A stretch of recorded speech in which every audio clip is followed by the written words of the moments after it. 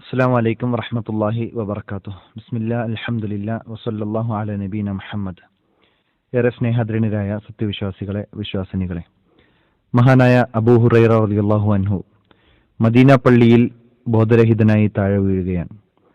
സ്വഹാബികൾ ഓടിച്ചെന്ന് അദ്ദേഹത്തെ എടുക്കുമ്പോൾ അദ്ദേഹം പറഞ്ഞു കൊടുക്കുന്നുണ്ട്, വമാബി മിൻ ജുനൂൻ വമാബി ഇല്ലൽ ജൂ, എനിക്ക് അപസ്മാരം വന്നതല്ല, മറിച്ച് എന്നെ വീഴ്ത്തിയത് വിശപ്പാകുന്നു. പ്രവാചകൻ സല്ലല്ലാഹു അലൈഹി വസല്ലമയുടെ കൂടെ നടന്ന് പ്രവാചകന്റെ തിരുമൊഴികൾ അതൊപ്പിയെടുത്ത് സദാസമയം ഇൽമിനു വേണ്ടി അള്ളാഹുവിന്റെ പ്രവാചകന്റെ പിന്നാലെ നടന്ന് ദീന് പഠിച്ച മഹാനായ സ്വഹാബിയാണ് അബൂ ഹുറൈറ റളിയല്ലാഹു അൻഹു. മഹാനായ അഹ്മദ് ബിൻ ഹംബൽ റഹിമഹുല്ല അദ്ദേഹം 50,000 കിലോമീറ്ററുകളാണ് ഇൽമിനു വേണ്ടി സഞ്ചരിച്ചത്. 50,000 കിലോമീറ്ററുകൾ എന്ന് പറയുമ്പോൾ ചുട്ടുപൊള്ളുന്ന മരുഭൂമിയിൽ കാൽനടയായി കൊണ്ടും ഒട്ടകപ്പുറത്തുമൊക്കെയുള്ള യാത്രയാണ്. ഇന്നത്തെ പോലെ സുഖകരമായ ഫ്ലൈറ്റിലെ യാത്രകളോ മറ്റു AC ഉള്ള കാറുകളിലോ ഉള്ള യാത്രയല്ല. അപ്പോൾ അവർ ഇൽമിന് കാണിച്ച പ്രാധാന്യം നമ്മൾ തിരിച്ചറിയണം. മഹാനായ ജാബിർ ബിൻ അബ്ദില്ല റളിയല്ലാഹു അൻഹു ഒരു ഹദീസിനു വേണ്ടി മാത്രം 2000 കിലോമീറ്ററുകൾ അന്ന് സഞ്ചരിച്ചു എന്നാണ്.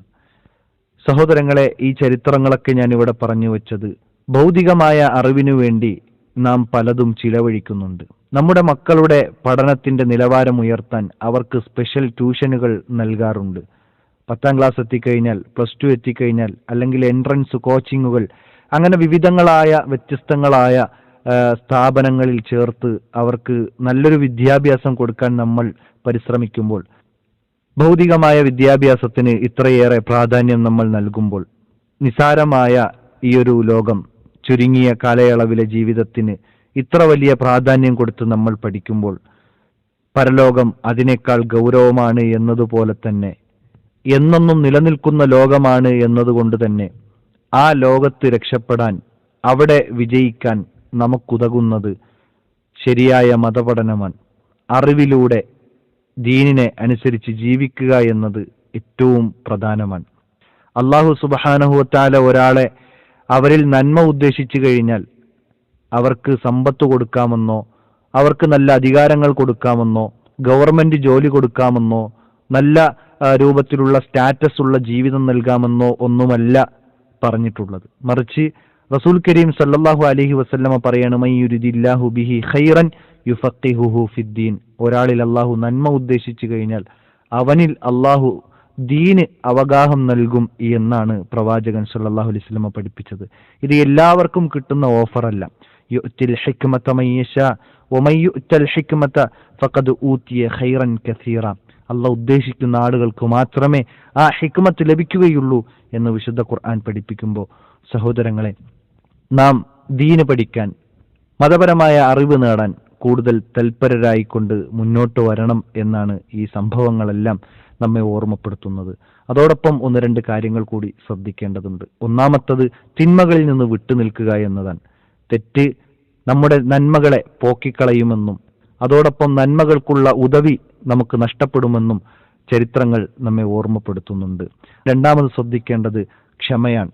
മൂസ നബി അലൈഹിസ്സലാം ഖിദർ അലൈഹിസ്സലാമിന്റെ അടുത്ത് ചെന്ന് ഇൽമു തേടുമ്പോൾ അവിടെ ഇന്നക ലൻ തസ്തതിഅ മഅയ സബ്റ, നിനക്കത് ക്ഷമയോടുകൂടി എൻ്റെ കൂടെ കഴിയാൻ സാധിക്കുകയില്ല എന്നാണ് ആദ്യം തന്നെ തിരിച്ചു മറുപടി പറയുന്നത്. അതുകൊണ്ട് തന്നെ ദീന് പഠിക്കാൻ ക്ഷമയുണ്ടാകണം. മൂന്നാമത്തത് അറിവ് പ്രാവർത്തികമാക്കണം. നമുക്ക് ഉപകാരപ്പെടുന്ന അറിവിനെ നമ്മൾ തേടണം, പ്രാർത്ഥിക്കണം. ഇത് പ്രവാചക ജീവിതത്തിൽ കാണാൻ സാധിക്കും. അല്ലാഹുമ്മ ഇന്നി അസ്അലുക ഇൽമൻ നാഫിഅ, അല്ലാഹുവേ ഉപകാരപ്രദമായ ഇൽമു നീ എനിക്ക് നൽകണം എന്ന് പ്രവാചകൻ സല്ലല്ലാഹു അലൈഹി വസല്ലം പ്രാർത്ഥിച്ചിട്ടുണ്ട്. വിശുദ്ധ ഖുർആനിൽ നീ അധികരിച്ചു ചോദിച്ചുകൊള്ളൂ എന്ന് പറഞ്ഞ ഒരേ ഒരു പ്രാർത്ഥന വഖുൽ റബ്ബി സിദ്നി ഇൽമ, അല്ലാഹുവേ എനിക്ക് ഇൽമ് അധികരിപ്പിച്ചു നൽകണമേ എന്ന് പ്രാർത്ഥിക്കാനാണ് അല്ലാഹു സുബ്ഹാനഹു വ തആല ആവശ്യപ്പെടുന്നത്. അതുകൊണ്ട് സഹോദരങ്ങളെ, സഹോദരിമാരെ, നമ്മുടെ ജീവിതത്തിൽ ദീനു പഠിക്കുന്ന ഒരന്തരീക്ഷം ഉണ്ടാകണം. വീടുകളിൽ ദീനു പഠിക്കുന്ന, സംസാരിക്കുന്ന അന്തരീക്ഷങ്ങൾ സൃഷ്ടിച്ചെടുക്കാൻ നമുക്ക് സാധിക്കണം. ദീനാണ് നമ്മുടെ ഇഹപര വിജയത്തിന് കാരണമാകുന്നത് എന്ന് തിരിച്ചറിഞ്ഞുകൊണ്ട് ദീനിയായ പഠനങ്ങൾക്ക് നമ്മൾ പ്രാമുഖ്യം നൽകിക്കൊണ്ട് നമ്മുടെ മക്കളെയും ആ മാർഗത്തിൽ വാർത്തെടുക്കാൻ നമുക്ക് സാധിക്കേണ്ടതുണ്ട്.